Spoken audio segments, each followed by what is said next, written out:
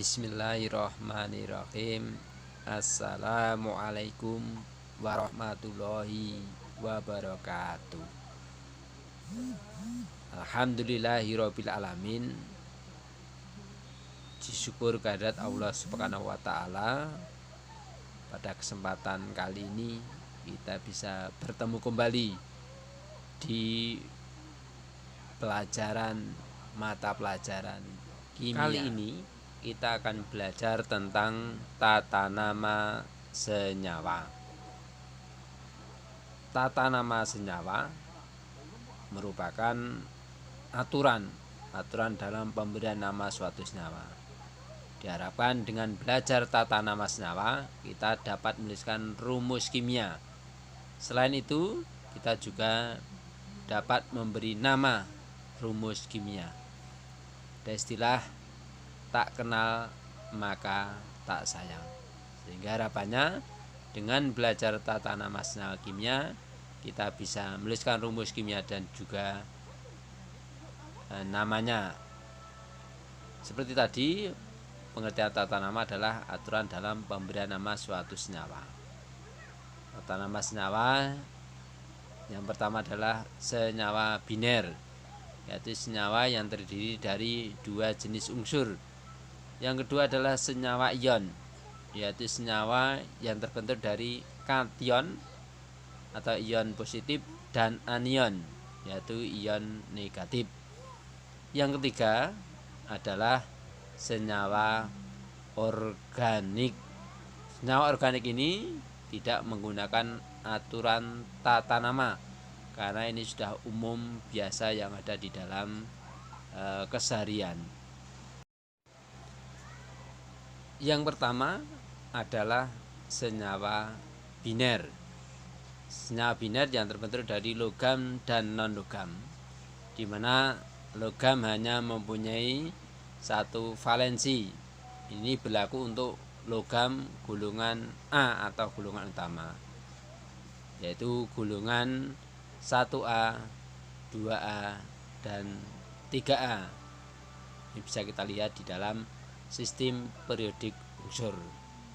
Contoh, Na plus Cl min menjadi NaCl, di mana Na plus itu adalah natrium atau ion natrium, Cl min ion klorida menjadi NaCl natrium klorida. Contoh yang lain Mg2+, yaitu ion magnesium ditambah Cl min ion klorida menjadi senyawa MgCl2, namanya magnesium klorida. Di sana Anda bisa lihat dalam MgCl2, Mg2+, duanya ditaruh di belakang Cl min 1 taruh di depan. Yang kedua adalah senyawa biner yang terbentuk dari logam dan non-logam, di mana logam mempunyai valensi lebih dari satu. Ini berlaku untuk unsur logam golongan B atau transisi. Contohnya Fe2+ plus Cl min menjadi FeCl2, di mana Fe2+ adalah besi 2, Cl min klorida, FeCl2 besi 2 klorida. Yang lain Fe3+ plus Cl min menjadi FeCl3. Ini kalau Anda perhatikan pembentukannya seperti pembentukan pada MgCl2. Yang ketiga, senyawa biner yang terbentuk dari non-logam dan non-logam. Pada senyawa ini perlu ada awalan yang menunjukkan jumlah atom: 1 mono, 2 di, 3 tri, 4 tetra, 5 penta, 6 heksa, 7 hepta, dan seterusnya. Contoh, CO2 namanya karbon dioksida, SO3 belerang trioksida.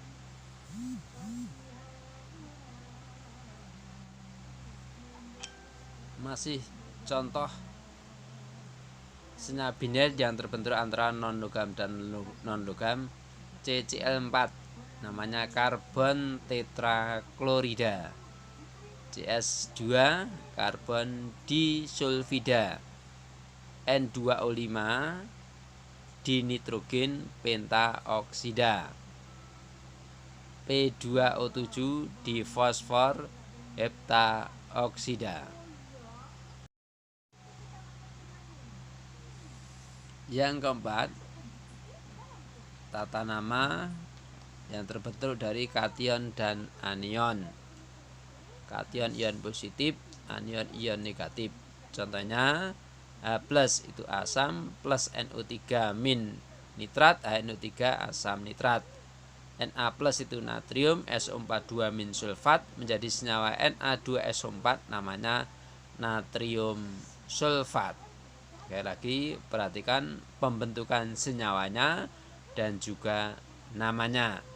Jadi dari daftar kation anion yang sudah kita pahami, pelajari ketika kita belajar struktur atom. Al3+ aluminium S2 min sulfida menjadi Al2S3 aluminium sulfida. Cu2+ plus SO4 2 min menjadi CuSO4, dimana Cu2+ itu adalah tembaga 2, SO4 2 min sulfat menjadi senyawa CuSO4 tembaga sulfat. Yang kelima atau yang terakhir, senyawa organik. Senyawa organik ini tidak memenuhi aturan tata nama senyawa, tetapi sesuai dengan nama yang umum yang keseharian pernah kita temui. Contoh, gula pasir C12H22O11, urea CONH22 kali, amonia NH3, metana C4, etana C2H6, glukosa C6H12O6. Artian soal. Tuliskan rumus kimia dari 1. Kalium oksida, 2. belerang disulfida, 3. besi 2 sulfat, 4. etanol. Demikian peserta didik yang berbahagia, dan kita akan bertemu kembali di mata pelajaran yang sama dengan materi pelajaran yang lain. Semoga bermanfaat. Assalamualaikum warahmatullahi wabarakatuh.